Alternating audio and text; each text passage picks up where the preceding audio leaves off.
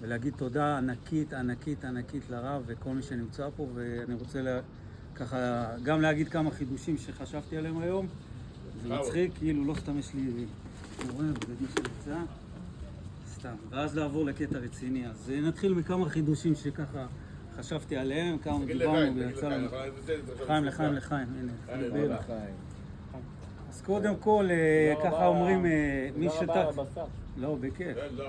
אומרים אנשים ש...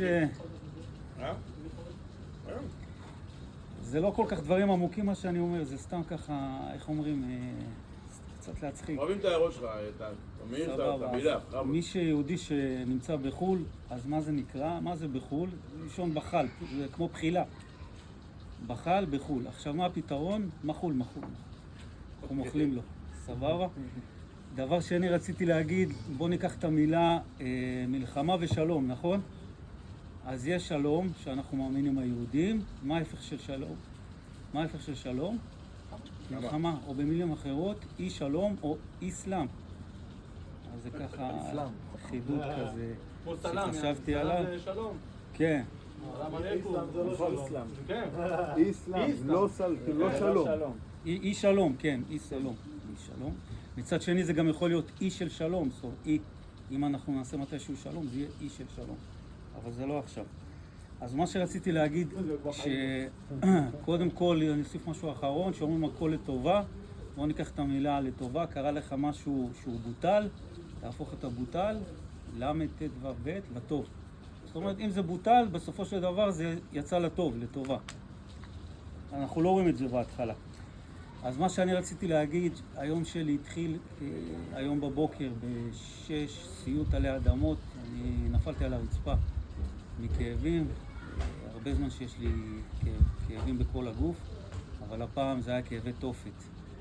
וביום שישי אני הבטחתי לרב שאני אגיע היום לעשות על האש, ואמרתי, אני לא יודע מה לעשות. הגוף שלי על הפנים, מצד שני הבטחתי, אז התקשרתי, אמרתי, תקשיב הרב, אני לא יכול להגיע, לא מרגיש טוב. אבל משהו בי אמר, כאילו, איך אני אשרוד את היום? והזמן עבר טיק טק, ואז אמרתי לרב, תקשיב, אני מגיע. איכשהו כבר לא הרגשתי כאב. כנראה בזכות המצווה שחייב להגיע. אז אני רציתי להקדיש את הדברים המדהימים האלה לרב, שמבחינתי הנקודה פה שהרב הוא מאוד מאוד חכם, וזה כולנו יודעים, נכון? אבל מה העיקרון בלהקשיב ולשמוע לחכמים? אז זה מה שלמדתי היום ומה שאני רוצה להקריא לכם. זה מתוך הזוהר. ששומע מחכמים ועושה, ועם כל זה, יש הפרש למי שאינו מקבל מאדונו אלא משלוחו.